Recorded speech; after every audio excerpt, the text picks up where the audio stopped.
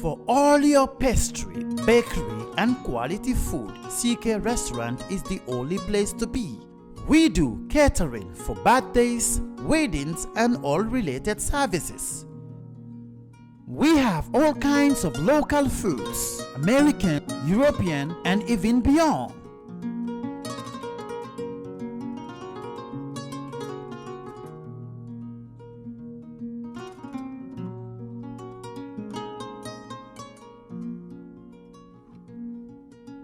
Come and have a taste of our local juice, ebe, and other services.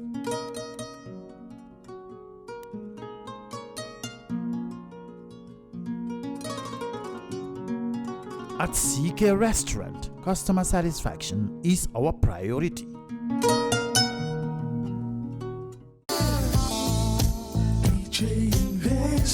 Are you thinking of owning your dream homes? EJ Investment is here for you. Secure our quality bungalows with 2, 3, or 4 bedrooms, or our story buildings, 3 or 4 to 5 bedrooms at very affordable prices with flexible payment plans at our Sanyang Seaview Estate, where you can enjoy the cool breeze with modern infrastructure such as tar roads, covered drainage system, modern electrification with street lights, gated entrance with security posts, and social amenities such as gas station, shopping mall, medical clinic, park, schools, children daycare, and a lot more. Our dedicated team of professionals will keep the estate clean at all times, provide security and patrol team within the estate premises, install latest technologies such as CCTV, Wi-Fi, home network installation, solar panel, and power backup system. Also, check out for our additional home facilities and interior design service such as premium tiling, wall plaster, home landscape, fingerprint home lock, and a lot more. Visit our office at Senegambia Kololi Highway and get a free site visit tour, or contact us on 4464838. WhatsApp us on 3259220. Or you can visit our Facebook page or Instagram on EJ Investments. EJ Investments, we are first in properties.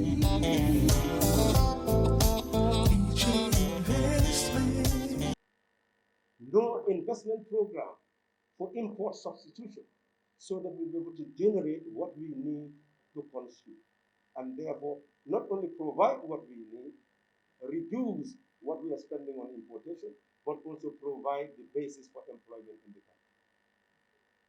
This is why God has made it very clear to the population that this country and its young people have no future under the First Republic, Second Republic, and the current dispensation, because no effort is being made to ensure the expansion of the productive base of the economy in order to sustain the human beings that are now demanding for better lives. Over 500,000 children are coming out of our school system every 12 years. What do we have for them under an economy which simply is actually measured?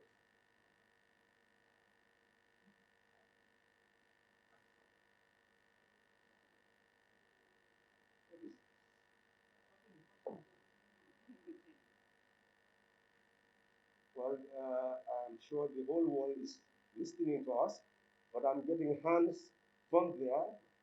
That is confusing the whole situation. I don't know what is happening. They thought that there was an issue with the microphone, but it's resolved. Well, let it be known that the fault is not on my side, but technical fault. So essentially, what DOI is promising the government is to move away from a service-based economy that depends entirely on taxation and introduce services supported by the productive base of our economy. Look at our ocean. It can generate all the wealth that we need. And that wealth from our minerals, from our ocean, from investment in the productive base, from our public enterprises would actually be deposited at the central bank, and we'll have a cooperative bank as well as an investment financial facility to be able to sustain the expansion of our earning capacity and the capacity to eradicate poverty. An investment capacity, a financial facility, will enable us to support, for example, our Navy. Currently, the Navy is designed to ensure security in our territorial waters. But that can only be done with financial backing. And the country currently depends more and more on assistance rather than being able to sustain such a navy. We are saying that that navy will have a security component, but will also have a productive component, where there will be trawlers designed to fish, land fish on our territories and ensure that we generate employment and expand our export of fish and therefore increase our earning capacity of foreign exchange, which will enhance deposits in our central bank into that financial facility that will continue to generate more and more investment. Some people say that DOI is against the private sector. We are saying we are not against any productive base that we inherit. Rather, the private sector in the Gambia is weak. Its contribution to the tax base is very minimal, and therefore what it needs is to be properly guided, because we have up to 1.6 billion being exchanged in the banking system without any sign that it is coming from or going back into the productive base of the economy. So in that regard, the promise is that a joint administration will strengthen the private sector that is productive and that is genuinely in the national interest. And would in fact form a partnership with some of them, not only for the Gambian economy, but for economic of scale to be able to ensure that we export into the sub-region and we have services in the sub-region which has roots in the Gambia. So we will examine all the potential of all private sector producers and look at the economy they are serving currently, and if they can expand into the West African market, expand into the African market, and further afield through collaboration with other African companies, we will ensure that that is facilitated. So the private sector has better capacity to grow under a joint administration than any other administration that has ever existed, because there is no sovereign national wealth, no investment capital in our central bank that will be able to facilitate such partnership and also give support for an economy of scale in the sub-region and elsewhere. We are capable of eradicating poverty by creating a sector in the bank for cooperative banking, which is interest-free loan, because you have investment facility to be able to make profit, and that profit is recycled so that it supports interest-free loans to be able to eradicate poverty. We are able to ensure that the 550,000 hectares that our people currently cannot cultivate to ensure food self-sufficiency will actually be given primary focus, so that we produce what we eat, not only what we eat, but also what we export to be able to earn the foreign exchange necessary to be able to cushion our development. Very clear why DOI is different and why it's taking step change. 56 years we have seen, all Gambians, that going to a village, and we have gone to those villages very recently, it is like they are in the Stone Age. We fought for independence to control our land. We fought for independence to eradicate the poverty of our people. We fought for independence so that the people would take charge of their destiny. But today, the poverty remains. The alienation remains. and the suffering remains. We have to explain why. Parties will say the prices of rice should go down, the price of oil should go down. How? If you are still importing the rice, importing the oil, and you have to incur the cost of importation, how can you reduce the prices? What control do you have over those prices? It's either you create the scarcity of goods or high prices. This is the trajectory Gambia is locked in. We can only change those prices by producing the rice, which we can, and we'll show you how, produce the oil, which we can, produce the tomatoes, which we can, produce everything we are consuming, the butter, the yogurt, the eggs, everything we are consuming, we can produce, because we are blessed with the environment and natural resources to be able to do so. People have no capacity to produce now because they do not have the financial wherewithal.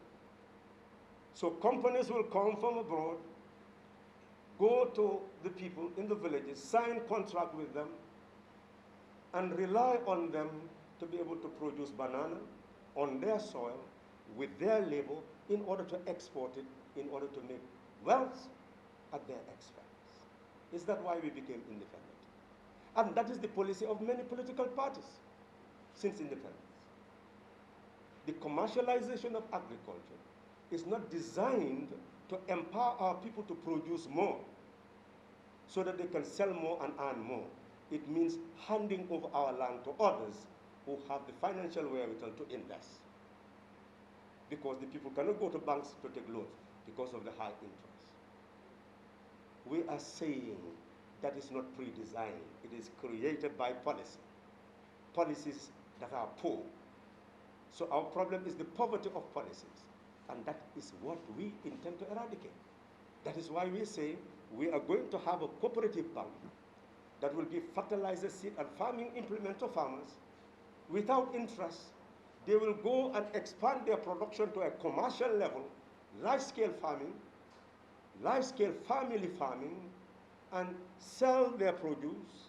And there too, we will have a cooperative marketing system that is not designed to exploit that farmer. By looking at the market differentials, we will ensure that the farmers are protected from that exploitation so that the world market price will actually serve their income generation rather than serve the interests of others. That is what we intend to do. So in that regard, we are convinced that through the cooperative bank, we can help the farmers to have what they need to be able to produce all the inputs, but at the same time, by protecting them from any form of exploitation, they'll be able to earn more. So we expect then the farming community to be enriched by that policy. And by so doing, the environment will change in two ways. There will be community development and there will be household development, because if their earning capacity increase, their household will earn more, and therefore their housing system will also change. We'll have rural housing system just like you have Social Security and Housing Finance Corporation, which was designed to establish low-cost housing for workers who contribute to that fund. We are going to make sure that the farmers also will contribute to a fund so that they can have low-cost housing in the rural areas. We will expand the community-based development plans. How are we going to expand it? There is simply no effort to create any structure, financial structure, to be able to finance village development. You have village development committees everywhere. But a village development committee without a financial base can never bring about any form of development. So we are saying that each village must have a financial structure. There must be a village treasury, and our position is that these 56 years of getting people's rates and licenses paid for certain facilities like shops, which goes to the area council, has been a wrong policy.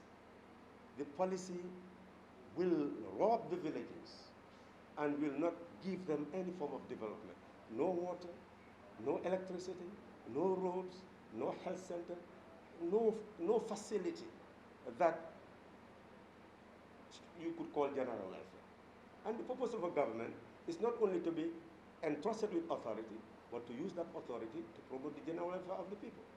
So we are saying that we will institute a new system of local administration or regional administration. First and foremost, all those funds that are coming from the villages will be deposited in the village treasury for village development. Where will the regional treasury get resources, or district treasury? Well, that's what sovereign national wealth is all about. Today, every person in this country by head contributes to the national budget because of indirect taxation. Every importer will pay duty, excise at the customs. But in selling the product, what is paid will have to be added to the price of the product to recover what has been deposited at the level of customs. So indirectly, everything that you buy, you are actually contributing to the national coffers. At the moment, that tax base is ensured by our collective contribution. But how do you share that so that there is mutual benefit? We must apply the law of proportional development, balance and proportional development. And it means then that you distribute that wealth to the regions proportionately. And those regions will now complement development in the villages, distributing it to the district in a proportional way so that they will complement development in the villages. With that balanced development, if a particular village wants to provide water, fencing to women gardeners, it will be able to have a project and then cost the project and determine whether the village treasury will be able to finance the project. If that cannot be done, then it means that the district treasury should come to the aid of the village treasury, the regional treasury will come to the aid of the village treasury, and it's the same thing with the national treasury will always come to the aid of the village treasury in terms of equalization grant to ensure that there is balanced and proportionate development of society. We have answers, but you have had political parties controlling national government and local government for 56 years. But where is really the solution to rural poverty? The architecture we have as our manifesto is finally what is going to bring about the system change that will eradicate the poverty of our people, where there will be community development and household development complementing each other to ensure that the people live better lives. Esteemed media practitioners, we are simply introducing how we intend to change a system which for 56 years kept our people in abject poverty. It's not predestined. We are capable of eradicating it, and we will eradicate it with the support of the people. But as we can see, there are many political forces seeking the mandate of the people. In that regard, it is important to examine the nature of these forces in order to prepare the ground for convergences or divergences in our political architecture. What is very clear is that there was a split in the UDP, creating what we now have as NPP and UDP. We do have the APRC, but here too we can see a split in the party. What it will emerge to be, we don't know, but they have been drivers of the political process. We have the GDC, there have been splits. Well, it is a driver of the political process. And we also have what you call PDOIS as part of the drivers of the political process. So these parties had in 2016 emerged to be drivers of the political process, and were expected that in this 2021 presidential election would have been contesting for the particular seat. But undoubtedly many parties have come on board. How they are going to align themselves, we will still guess. But what is important is that we have a political landscape where many forces are at work and many efforts are being made to see how to converge their efforts in order to build coalitions. The lesson. Coalition 2016 cannot be replicated. Coalition 2016 came as a result of the situation that we had in 2016. There was just one dominant political force. All the other political forces were marginalized. And the citizenry had no hope of change. And therefore, we had to build hope by showing that we can build the mass base that could effect the change that the people wanted. So it started by bringing together presidential candidates so that through unanimity, they will select one among their number to be the presidential candidate who all will support so that we can address the problem of incumbency. That is how it started. When convergence came in terms of selecting a flag bearer, but differences in terms of who should be selected, then we went to the second phase of involving all the political parties in equal number to actually select one. Whoever is selected, all will agree to support the person regardless, so that we can effect the change that was necessary. That is how 2016 came to be the year of transformation of a different type, transformation through the ballot box. On that day that the election results were declared, the Gambian people must have come to the realization that power really, truly belongs to them.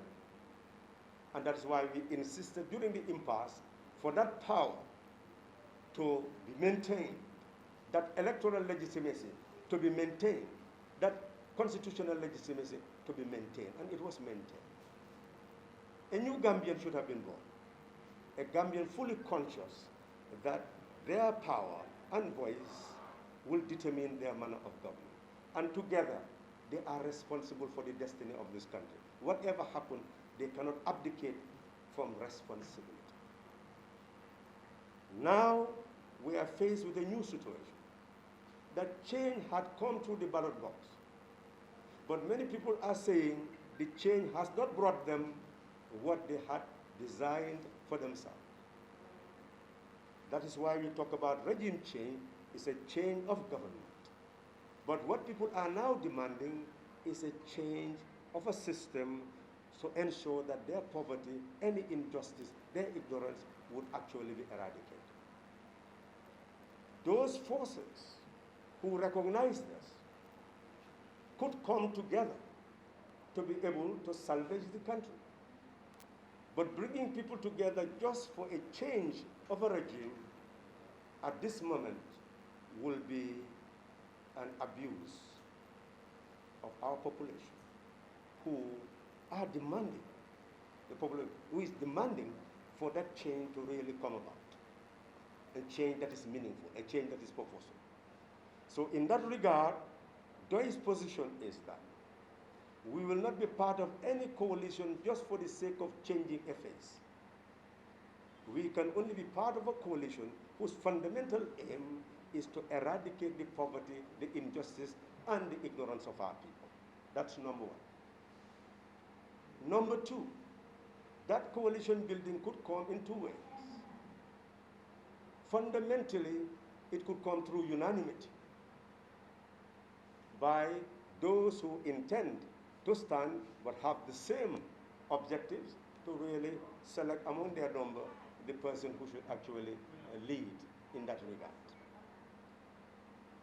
The issue of electing a flag bearer is something that DOI is still wary of by virtue of the experience of 2016.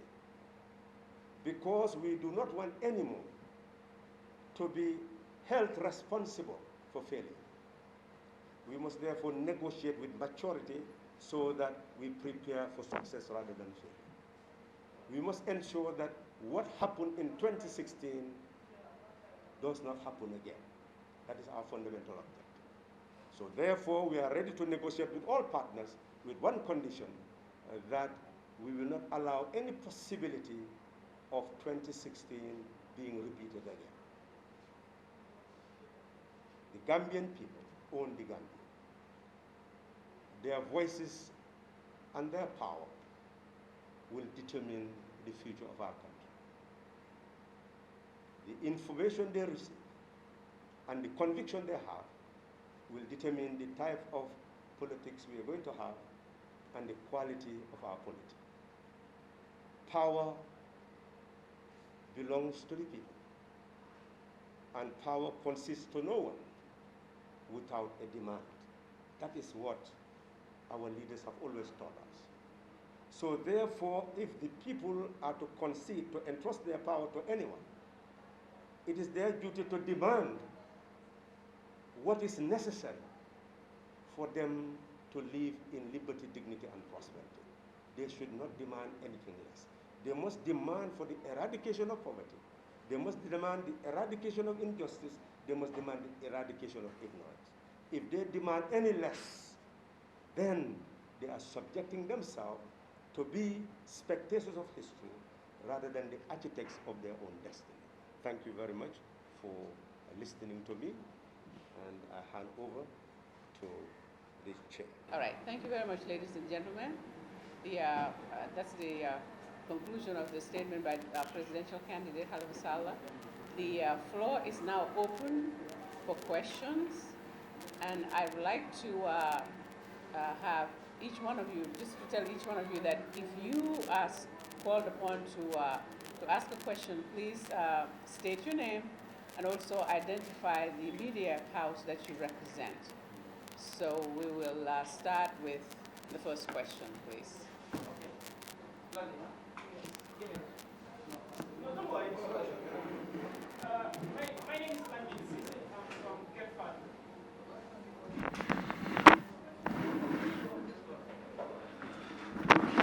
My question is, Mr. Sallah, you just, returned from a nationwide tour, spreading the word of, system change, eradicating poverty and ignorance.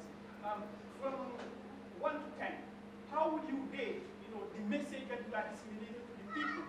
How people are taking it, how people are consuming what you are spreading, the eradication of poverty, ignorance, and injustice. 1 to 10, and why do you think that your message is well heard by the citizens? And the second question is, how do you see the Gambian people readiness for a system change that you have been advocating? Thank you. Well, thank you very much. One thing that was very resounding everywhere we went was that I did not need to try to convince anyone. I believe those people who were part of our caravan would affirm that. They said that during the impasse, there was not a single Gambian who was not listening to you. And by virtue of that fact, we are convinced of your sincerity. That became very clear, and I think those of you who followed all the meetings we had, there was not a single meeting where the actual statement was not made by one person or the other. So in that regard, one must say that already I have the advantage of being visible to the whole nation before the caravan tour. Secondly, we explained very clearly the reason for the poverty of the villages. Why they don't have electricity, why they don't have water supply. And there's not a single elder who denied the fact that their villages have never had a village treasury. And the simple explanation that we gave was that a household cannot survive without money for the day. So every household must have an income to be able to sustain the household. But how can a village exist without money to sustain the village? So we must say that by explaining that all villages should have village treasuries became a profound statement that all villages accept. So I must say then that the people do accept system change. We've also told them the reason for their poverty, that why is there a differential between the price of groundnuts in Senegal, the price given by Chinese companies, and the price given by companies in the Gambia? And obviously, they could see the difference. And the explanation is that the world market price is the same. Why the difference then? Of course, they are being shortchanged one way or the other by those who are buying their nuts. And we're saying we are out to protect you from this. Thirdly, we've also explained to them. For example, we were in Sanja. The women produce a lot of tomatoes. They cannot sell it. They have no market for it. We explained very clearly that you should have a country where what you produce is actually processed by the country. Because we are importing tomato paste and producing all these tomatoes. And we can clearly produce tomato paste. Why don't we invest in the industry that can produce that tomato paste? And that means that the women will be saved from what is actually happening to them, the rotting of their tomatoes. So in short, we are convinced that the Gambian people are convinced that system change is in their interest, especially when we talk about the cooperative bank. We are convinced that the message is clear to people. It is how far the message has gone so far, and how long we'll have time to be able to ensure that every single Gambian clearly understands the message. We are convinced at this time that we are being heard, and we are happy that we are welcomed by the population who believe that we have the sincerity to solve their problems. Secondly, there was a second question. Like Gambians' readiness.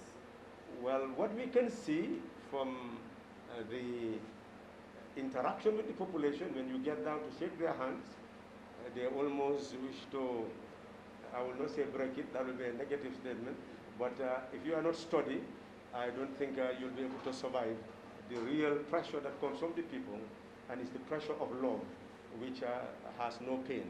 In fact, it has the joy of the heart, and that is an indication that people are showing readiness for change. Okay, the next question, please. Can you please state your name and which media house you represent?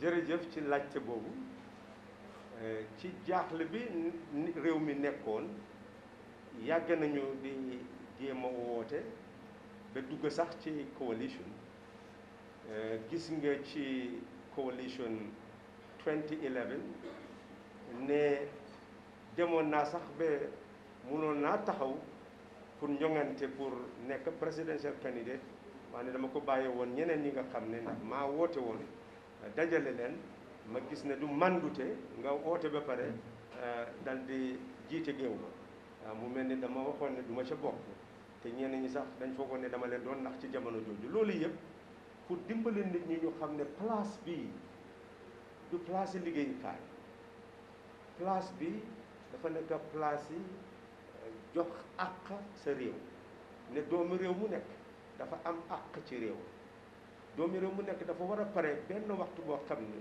di nga simmeeku nga pare pour sonn ndax sa réew mën a jëm kanam jox gannaaw sa bànneexi àddina ndax sa réew mun a yore bànneex boobu loolu soo ko xasee def am nga ndam mu mel ni loolu nekkoon na suma jubluwaay moo tax 2016 gis neen wote ba nam demee mënoon naa jóg mer ne waaw ah ni ngeen doxalee affaire yi du noona ndax yéen ñëpp a ko déggandoor ñi ci bokkoon yëpp gannaaw gi ñoom seen bopp ñooy wax ne pexe mii lañ defoon ndax ki toog tey wane nag ñun jamono boobu dañu gisoon réew mu xaajaar ne soo bàyyee réew mu ba mu tàkk ak lu yàqu bokk nga ca bon nag soo ca mënee def dara baax na nga def ko ca moo tax man nangu woon dogal booba ñàkk bokk ñàkk xëccoo ba nga xamee ne tànn nañu ka nga xam ne moom lañ tànnoon fi mu nekk nii itam man am naa yaakaar ne li ma def ci National Assembly jàngit ba fa nekk ak ñi nga xam ne nit yi doy la ñi fa nekk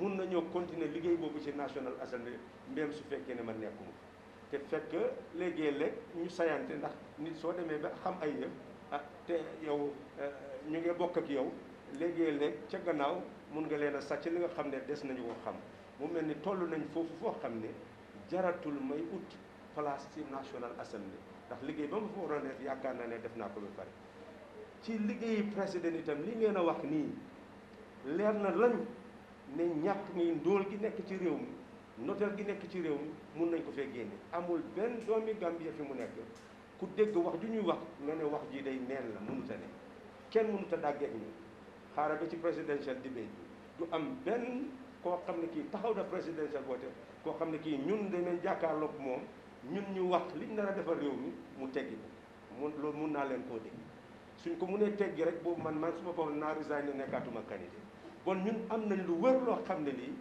amul kenn ku ci am ñaari xel ne lii mooy li réew mi soxla waaw suñ ko waxee nit ñi ba pare nit ñi ne fi mu nekk nii day ñun parewuñu te man itam toll naa foo xam ne wax dëgg soo ko seetee def naa li ma mun yëpp li war rek ma noppalu dal di dimbale ñi nga xam ne ñooy niti doy yi ndax ñu mun a am ci suñu biir ñoo xam ne ñi liggéey boobu dinañ ko mun a continuer man ma nekk elderly statesman nga xam ne léegi-léeg mun naa leen a jaaral loo xam naa leen de su ma demee ba nga xam ne taxawatul di ngeen am làmmeñ bu tal ci suufi Gambia waxatuma ne di ngeen am nit koo xam ne yërëm naa kii nekk président de Gambia ci jamono jooju ndaxte du ma toog di ko seetaan muy def lu ko neex waaw mu mel ni boobu moom dig naa leen ko ne di ngeen am baat boo xam ne ci suufi Gambia dara du réerati te lu nekk dinañ ko sañ a wax waaw loolu moom dig naa leen ko waaye nag maa ngi wane ne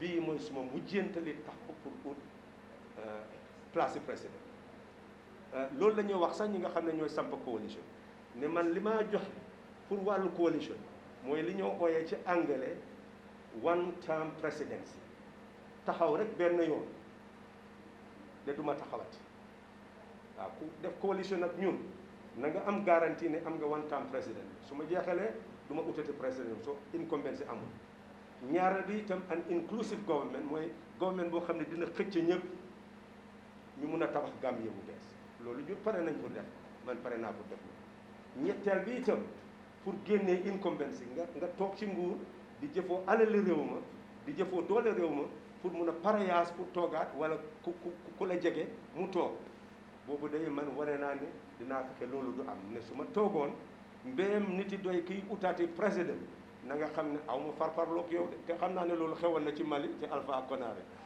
nit yi parti ñoom mere ko lool ndax moom daf ne du farfarloo kenn loolu nag loolu lañ war a continuer si soo ne pareetuloo pour nekk one time président ngaa nekk da ngaa pare itam ne soo ko nekkee ba pare te fekk ñi lay isi ay coalition la bon doo amati benn façon yi parparloo da ngaa emale ñëpp ñu ut réew mi ku ko jox rek baax na waaw loolu de dig naa ko réew.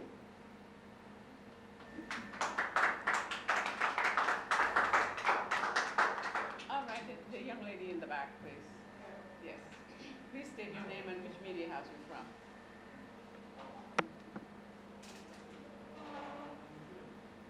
My name is Anya Musubalafe from Foreign Newspaper.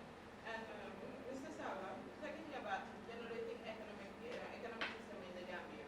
So I want to know, why do you think you are the best alternative to the existing president, knowing the fact that unemployment opportunity is very huge in the country, and Well, thank you very much. I think that is the key issue. You cannot have a people with power to determine their destiny, and you keep them poor and helpless, hopeless. That is why we talk about the economic structure that we are going to put in place. The economic structure is meant for a country that has gone through this colonial experience, where we do not have industries at the time. And therefore, we do not have a strong economic base to be able to have what you call consumption-based welfare. What has happened in many countries in Europe, by virtue of the fact that they benefited from the colonial experience and they could build industries and generate employment for their population, therefore those who are unemployed, the state will accumulate a lot of tax resources to be able to at least provide some fund for those who are unemployed. So even if you are unemployed, you'll be able to have unemployment benefits. But in this country, there is no possibility of unemployment benefits. So all these hundreds of thousands of young people are depending entirely on the extended family, and that is why many people definitely must be seen to be callous, to say that, well, they are just drinking attire, they are aimless, and just insult them day in and day out. If you understand what they are going through, the congestion in their homes, what really poverty is all about, the insult they are even receiving from their parents, and that is why many of them at the end of the day will prefer to go and die in the Mediterranean Sea than to stay at home, because the insults become unbearable. And you come to a point where you don't even see. You hear people call banyalao, that is, people don't sleep at night. They have nowhere to sleep. You'll go to a home, you are above 15, 16, and you find out the parents are just living in one living room. So some do not even have a bedroom. Some a bedroom and a living room. For how many children? 8 children, 9 children. So you see that most of those children will have to sleep outside. And in that regard, they become very vulnerable to the pressures of influence in doing anything that could be destructive to their lives. So we are not dealing with an ordinary situation. And I think people underestimate the type of poverty that exists in the country. I was a social welfare officer. I knew these young people. I worked with them. I went to their homes. I saw their conditions. You know, they explained themselves to me. So I've lived their suffering. So I know.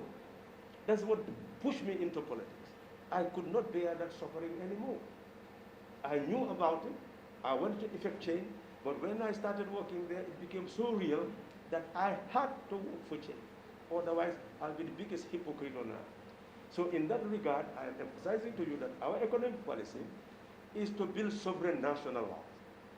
And we have made it very clear. Our ocean can yield the type of resources that we can put in the central bank to be able to have a cooperative bank. And the cooperative bank, it is already happening with the women, what you call osusu. You put your part, the other put part, you put it together, and you give somebody some capital which has no interest to be able to invest. That's what cooperative is all about. We are saying that the state is a cooperative. We own the Gambia. We own the ocean. We own the land. It's a cooperative. That's why we talk about the cooperative state. It's a cooperative. So since we own it, we each must be empowered by that state so that we can be productive. For the farming community, we are saying we give you seed, fertilizer, farming implement, interest-free. Somebody from GTTI and you want a milling machine, you want to mill the coos into flour, the cooperative bank will give you a milling machine so that you can work and you just simply pay interest-free. Somebody who wants to sell that coos or who wants to have a bakery, whatever you do in the chain itself, you'll also get the resources to be able to buy and sell and pay back without interest. So that is the aspect that is aimed to eradicate poverty. Not only that, we are also going to build a productive state that will continue to build industries that will continue to process our goods in order to generate employment. It started with GPM. GPM became to a point where it could even produce soap. So it means that it could produce oil, it could produce soap. And therefore, expanding that production will increase capacity to a point that we do not have to import the oil that we are consuming. That will generate employment. We don't have to import the soap. That will generate employment. And with what you have, you can reinvest into other sectors, tomato paste, etc. That's how industries expand. But if what you generate in income is actually siphoned, it means that you do not have an investment base. We are saying at the central bank, we'll be depositing all this that comes from public enterprises, and that will serve as investment capital to expand the productive base of the economy and generate more and more employment. We can produce all the butter, all the cheese, all the yogurt, everything that you see here that we go in a shop to buy, that is a productive base for our people to produce. So yes, we can generate as much employment as possible. Not only that, because we do not have consumption-based welfare in the country, we intend to introduce it in another way, through a national service, to ensure that at a given level, once you finish the 12th grade, we introduce a national service where you look for skills in any quarter or knowledge, and for 1 year, the state will be responsible for your breakfast, lunch, and dinner, and what you need to keep yourself clean and healthy, so that at least you start to build up a base of national unity, eradicate crime of all sorts, and inject a sense of love of country and people in those young people, and they will be able to be the people who will produce the type of architecture we need for another Gambia. Not only that, we are saying the army will be changed in nature. I've started saying that the army will be a productive force because it's a mighty force. You cannot just create it as a war machine. We have no war to fight. So what we need to do is to transform that army into a workforce with skilled personnel who will be able to build our wharves so that we can have river transport. We'll be able to build roads. We'll get all the machinery. They'll build the road. They will build the public buildings, etc. So they will develop all sorts of skills. And therefore, when they leave the army, they can go anywhere to utilize their skills in civil domain. So in short, we have an architecture that will get every Gambian working in one way or the other. All right, the next question. Thank you. My name is Owen Raj from the Star TV. My first question will be, are there any political parties willing to coalesce with the PDOIS? Two, how will a PDOIS-led government sustain the corporate bank, considering the nature of our economic system? And finally, I would like you to tell us your perspective regarding your encounter with the UDP embassy. Well, okay, thank you very much. In terms of our perspective of coalition building, we have said it. And of course, this is a period of consultation. I'm sure we are involved in part of those consultations. So there is no doubt that consultation of one sort or the other is taking place.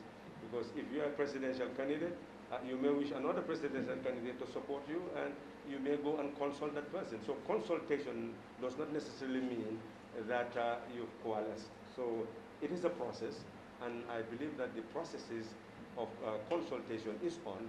What the ultimate consequences will be evident to all members of society, as every consultation that will lead to coalition building must also be accompanied by some form of a memorandum of understanding that will be signed in public and known to the public.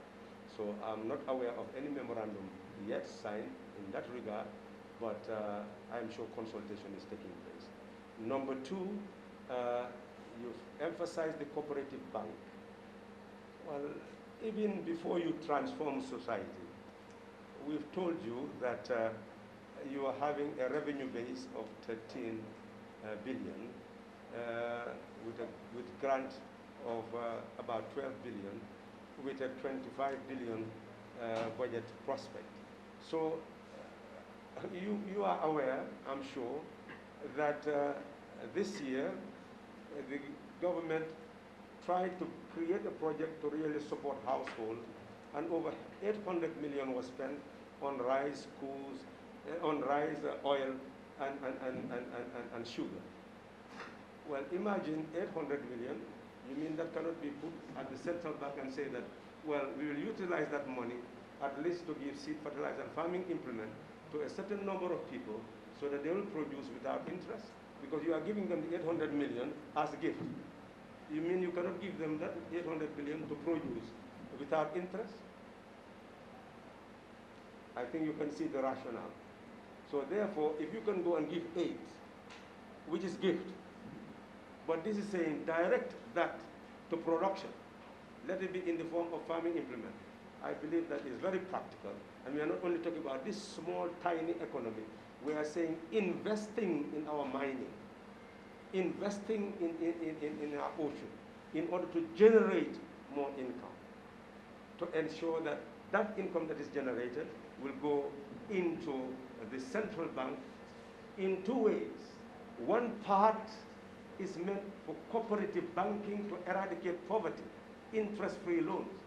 But the other part is an investment to make profit, internally and externally. So therefore, the profit that you earn from the investment finance of the bank will be utilized to cushion whatever losses may arise out of defaults in the cooperative banking system. Well, I hope that you can understand very clearly that the cooperative banking system is definitely the only way that we can rely on to eradicate the poverty of our people and get our people to be productive and working. If anybody has another system, well, we are open to debate. And you can challenge all these political figures to come and debate how they intend to eradicate the poverty of our people. So the third aspect is, well, something happened in URR and people should not see it as UDP doing. When it was happening, we were there. Most of us did not know even what was happening. This is an individual case with a group of people belonging to a party.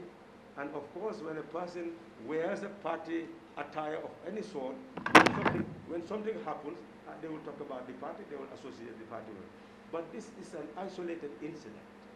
It does not reflect a conflict between UDP and PDOIS. And that incident is a matter that in actual fact could be handled by the Inter-Party Committee. I am the co-chair of the Inter-Party Committee. Of course, I've been away for a long time by virtue of an illness, and then immediately I have to concentrate on my presidential candidature, otherwise my party will decide something about me. So therefore, I had to concede and work as quickly as possible to merit the decision they have made to select me as a presidential candidate. So in that regard, I've not functioned as a co-chair. Mr. Nyasa has been functioning very well, but the Inter-Party Committee is operational, and I would believe that if there is any individual problem between a party supporter or even a party member with any other group, that they will resort to the Inter-Party Committee to solve it as quickly as possible. And that's what I envisage. But it's a matter that happened in Woodley, if that's the incident you are talking about, and the actual MP for that area was left entirely to handle the matter, and he has not come back to me to say incapable of handling the matter. But if the incident you are talking about is meeting the UDP and then fraternizing or sororizing with them to be more gender sensitive, you know, clearly we have that as the architecture for peace in the country, that all Gambian people own the Gambia. And we are all trying to get mandate from their authority. So therefore, we cannot alienate those people. Who, in that regard, our duty is really to unify those people and allow each to choose as they wish. That is the democratic ethos. We are committed to it. We have said it in our manifesto. We will not in any way punish people for not supporting us. We will serve those who support us. We will serve those who oppose us, because they are the Gambian people who own the wealth of this land and deserve and the service of everybody. So that is our position, that the people deserve service and we'll give it to them. Am I going to ask questions? Okay, next question, please. My son want to ask. Okay, I have 4 questions, but I want to Can you please state your name and which media house you represent? Okay, I am please? from Diana for Online News. Okay. So I have 4. I want to ask. And what's your name, please? Usman Sedika. Okay, thank you. Yes. So, okay, Honorable,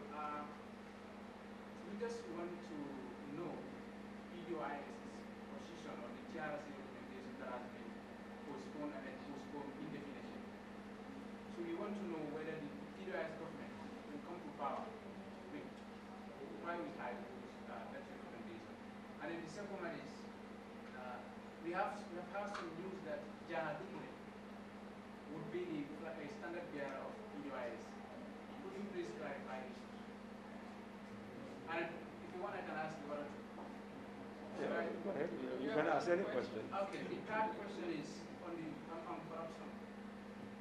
Because the current government have failed in implementing the Janet Commission recommendations. We want to know as well whether the PDOIS government will implement those Janet Commission recommendations. And then the last and the final one is we also want to know, you know, we at Gainapo, we are very concerned about manifestos. We want to know the update on your manifesto. Are we, the media houses, going to access the manifesto, meaning your contract with the Gambian people? Thank you very much. We'll start with the last one. The intention, we wanted the presidential candidate to defend the manifesto before people like you, after you have access to it, and also before university students. But as I have rightly said, because of illness, it could not have been done when it was supposed to be done. So it is being scheduled. We had to go to the caravan tour and give that a priority to become visible in the political space. What is essential now is to ensure that we do precisely that. So before nomination, we will have in one hotel or the other a program where the presidential candidate will come with a published version of the manifesto where all will be able to have access to it and then engage in being, let's call it, in the hot seat to defend what they intend to do in 2021, if it actually is given the mandate of the people. So that is how transparent we will be. And I'm sure we'll invite you to represent Gainapo, or maybe they will send somebody else, I don't know. But we'll make it public. So number two, you've asked the question, TRRC. Well, don't you think it's a contradiction to say that the recommendations are still at bay and that we give our view on recommendations that do not exist at the moment? I don't think that is a fair question because it's a hypothetical question. Although I can say very clearly that the objective of setting up the Truth, Reconciliation and Reparation Commission was to emulate what happened in South Africa. And clearly, what was happening in the Gambia should have been guided by the experience of that country. What have they achieved? If I were to be the head of a government, I can assure you that the first thing I would have done is to look at those people who are actually the victims and ensure that they come into contact with those victims who are in South Africa so that they can exchange notes about what actually happened to them and how they managed to heal. And if they move to that, then you must hear, it's not only hearing from the TRRC, I would have wanted to hear from the victims, how they can ensure that reparation and reconciliation. It's more the voices of the victims I will listen to than the voices of anybody else. So apart from the facts that are gathered, the fundamental objective is healing. And healing is personal, is psychological, is the individual.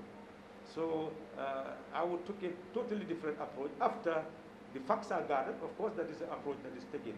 But thereafter, what happens next? Clearly, I would have taken that particular responsibility, and whatever recommendation come from those victims is what is worth implementing. Number three, you raised another issue. The Jana Commission and the anti-corruption bill that is at the National Assembly. Yeah, anti-corruption bill. You see, people have said that the National Assembly has wasted time. They have, in fact, been accomplices of corruption by not hastily passing the anti-corruption bill. You see, people don't know how the National Assembly functions. the National Assembly has powers, and powers to pass bill is one of them. But the executive has powers. The powers to speed up bills or to leave the bills in the hands of the National Assembly to scrutinize. The first process, if the executive wants a bill to be hastened, they introduce the bill under a certificate of urgency. Within 24 hours, the bill is passed, and it becomes a matter that goes to the executive for signature. I think you've already seen that process in the National Assembly. But when a bill comes and it is not under a certificate of urgency, it is passed on to a committee, and the committee start to scrutinize that bill, clause by clause. And in scrutinizing it, they invite experts to come and give their opinion on this. And sometimes it's a whole volume of experts being taken. And it can go to other jurisdictions. It can take as long as you may think in order to do the scrutiny. Because at the end of the day, the bill will be entirely different from what the government has introduced. And I believe that aspect also has been seen in some of the bills that came to the National Assembly, where all the clauses, almost all the clauses, had some form of editing. So in short, the question is understood. But if the executive wants the bill to be enacted by the National Assembly, or to be passed by the National Assembly within 24 hours or rejected, then all they need to do is to withdraw the bill and introduce it under a certificate of urgency, and you will have the bill in as well. So it's like the foreign government doesn't have interest in that. No, I'm not drawing any conclusion. I'm just telling you processes. Okay. That the process, they may not know, they may know, I don't know the knowledge base that they have. But now you have the knowledge base, not only a knowledge base, but this has been implemented. We have advised quite a number of ministers that if they want anything to be speeded up, all they need to do is to introduce it under a certificate of urgency. So I mean, when the PDOIS government, what is the PDOIS government going to do about that? Now you are in government, let's assume. So the bill is already at the National Assembly. Obviously, we'll get the national, if you elect me to be a president and have a cabinet, obviously, I've already told you, we already have the knowledge base. We'll just simply withdraw that bill if it fails to pass before then, and introduce it on a certificate of urgency. We'll review it. Well, the Jana Commission, again, this is a commission. A commission of inquiry is not a court. And what is given are recommendations. So you have to review those recommendations to see whether if it is challenged in a court of law, it will stand the test of time. So we have said very clear that we will establish an expert bank. I recommended that to the incoming president then, bank. And all of you had heard it before the December Christmas celebration. I recommended that we should have an agency for sustainable socio-economic development, and it will comprise at least 7 people with the capacity in all areas of government. And then their duty will be to establish a database of experts on all core areas of development. And therefore, before the actual assumption of office, they would have looked at what is existing, what could be developed in the short term, medium, and long term. But of course, that never materialized. So obviously, if I were a president, that is the first task that will be done. You'll create experts to look at all this that had been inherited and see the merit of everything that has been said and take decisions that are in the interest of the nation. Thank you. What is always important is to know that we are moving towards the future, and we must learn from the past to shape the future rather than live in the past. Thank you. I just need a clarification. Okay, are you... Yes, Landy. But my last question was an answer. What is that question? Well, is it fair to be using a person's name about any issue without going and interview that person and know what is really in his or her mind? We found this news on the 5 minutes. Yes, that's what I'm saying. You can hear, I think you are a profound thinker and a seasoned media practitioner. Information by itself is yet to be news. It's information that you actually confirm to be truth that becomes the news. But information that is not confirmed is rumor. So you are asking me to confirm a rumor when I'm having a press conference saying that I'm the presidential candidate of DOI. It's the presidential candidate of DOI who is holding a press conference here. Is that not enough fact?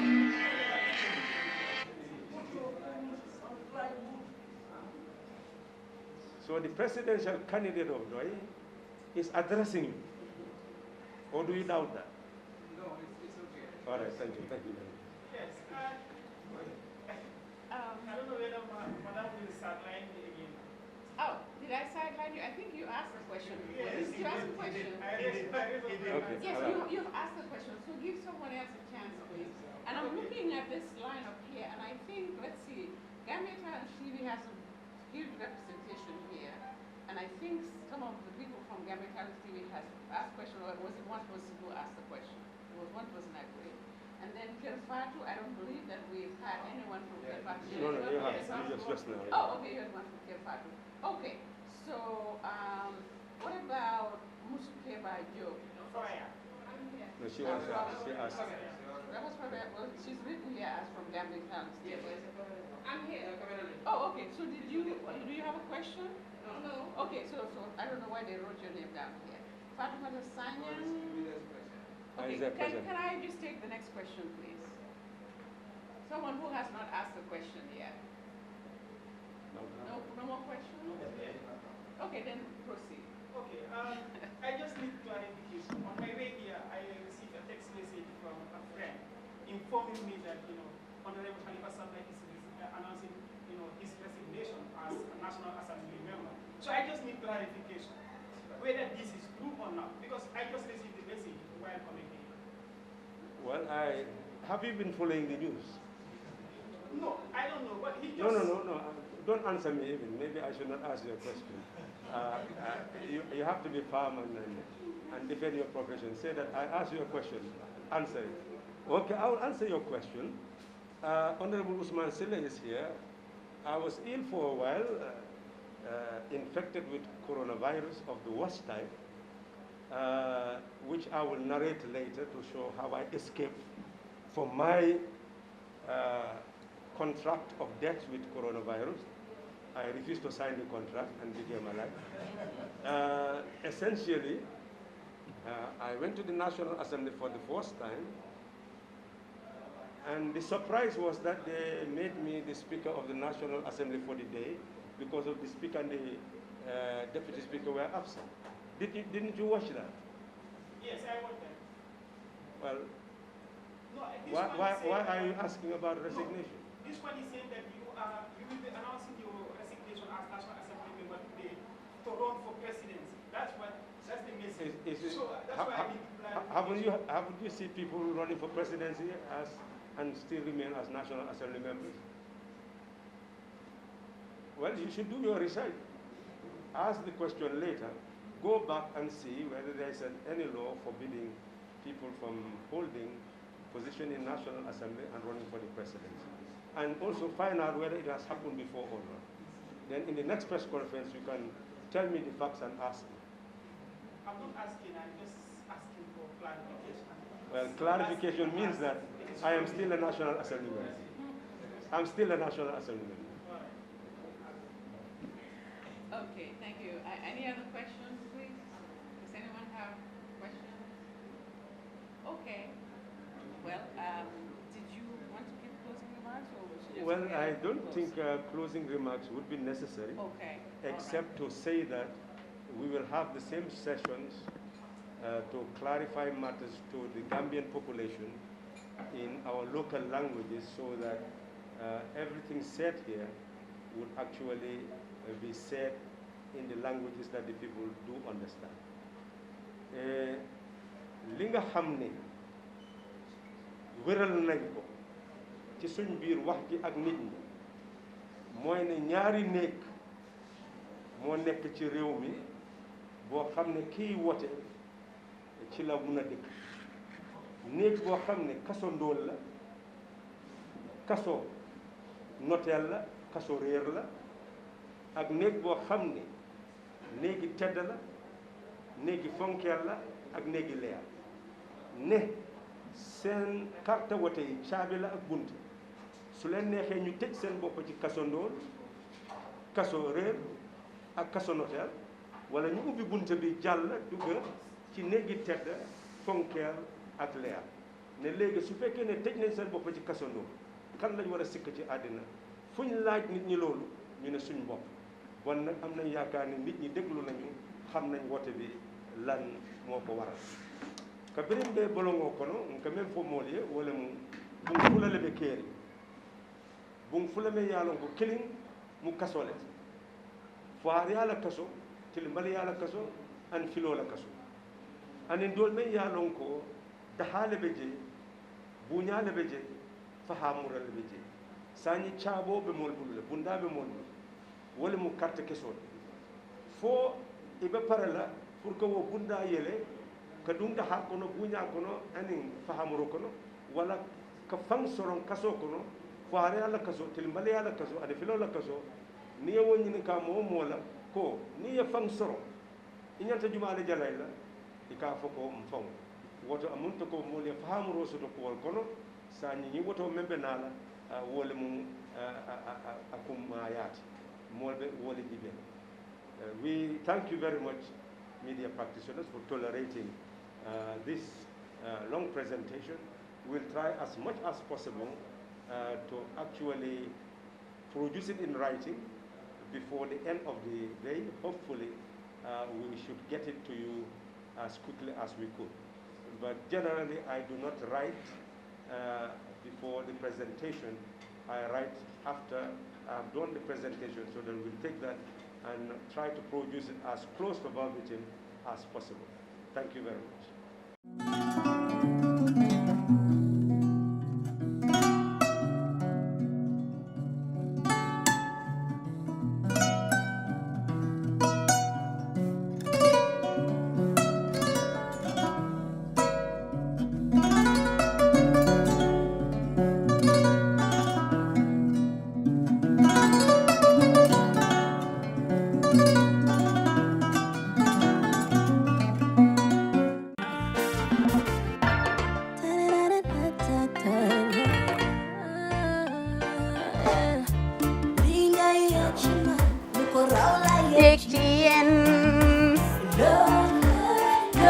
Love like fire.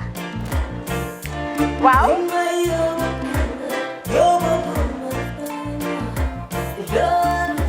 Love like fire. Xam ngeen rek affaire bi xam ngeen fan la skincare la 2020 lañ wax de waaw fii nag mooy Kerr fan Kerr zero tache perfect skincare saa su ne rek niñ ko dee defee rek loo lañ soxlaati rek maanaam bu da nga am problème ci seen skin ngeen xam ngeen fan la fii ngeen di ñëw suma xarit yeeg am di jàmm yi nga xam ne taas daf lañ sonaloon xam nga doon xeesal ba laka xum éneew ma lañ ko nag waaye just in case comme ni ko gars yi di waxee rek en cas just in case loolu xew xam ngeen fi ngeen di ñëw skincare plus si yu baax rek la ñoo dox nag ay baax rek fu ne la ñoo dem ci réew mi di lañ indi rek nag products yu baax du Paris du Italie du USA du fi mu nekk nii sax boole nañ ci nag Sweden fu nekk lañ leen a indilee products bu dee tamit nag da nga ñuul rek ñu lay jamaa natural beauty that melanin dripping we do have stuff for you as well emuñ si skincare products rek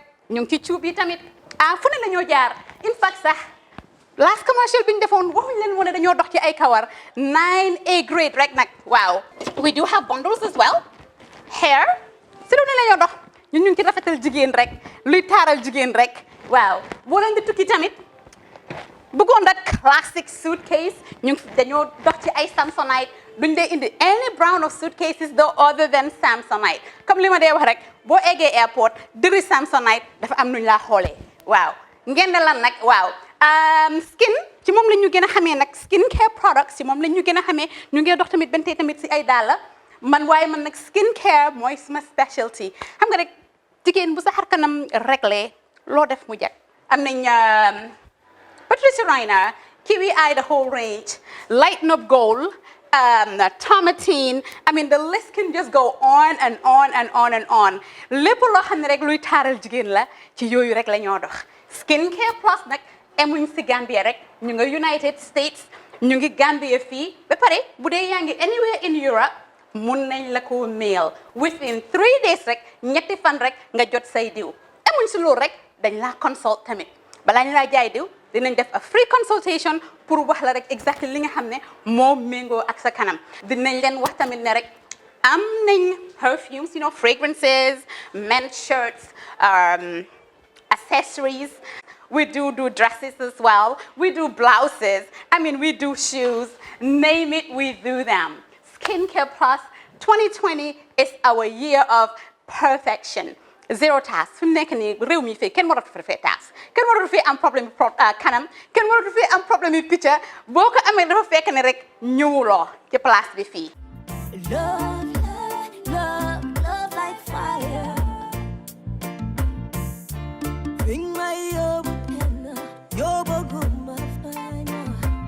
Love, love, love, love like fire.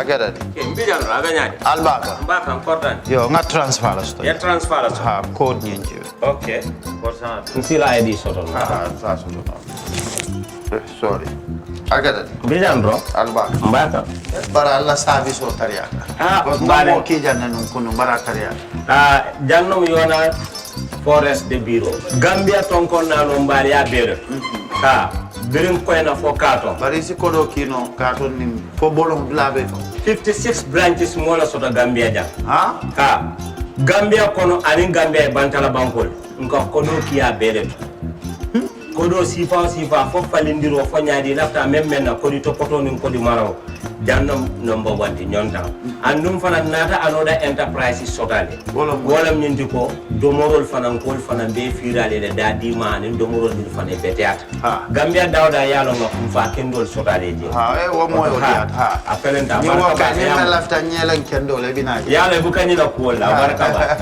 yalo ndel ciosano lo barka.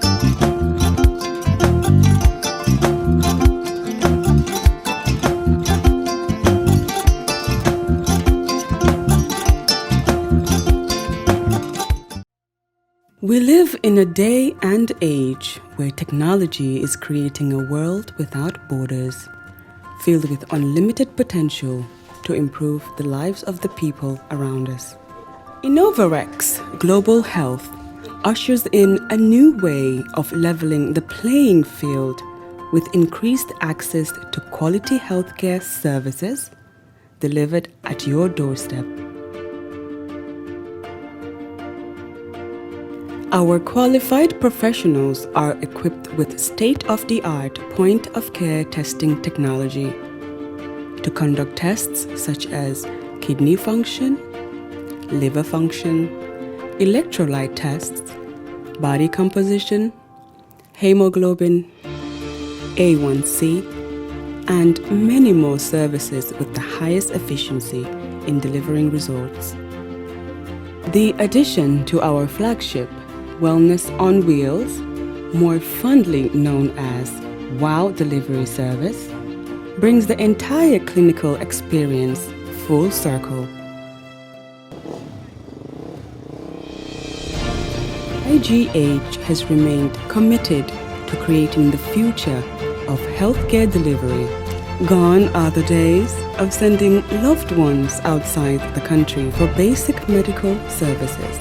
Innovarex Global Health offers a new peace of mind and takes pride in delivering the quality of care we all deserve.